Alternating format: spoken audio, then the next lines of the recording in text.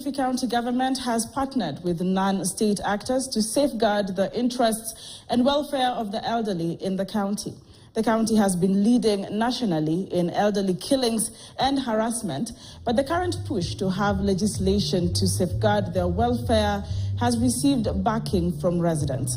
Kilifi County government has established an elderly person steering committee to combat abuse and enhance rights of the elderly in society as the world nears celebrations to mark the International Day for the Elderly Persons. Speaking during the launch of the terms of reference for the program, the County Executive Committee member had this to say.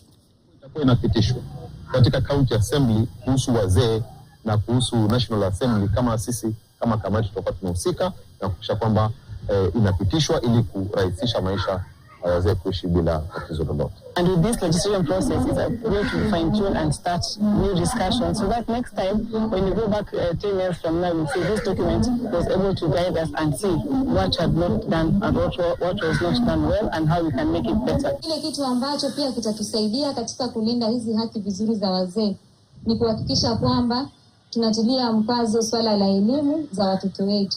Na ni ombi letu kwamba kadri ya vile ambavyo tunasonga, basi visa hivi vya kuweza kuua wazee wetu basi vitaweza kupungua na hatimaye kuisha kabisa.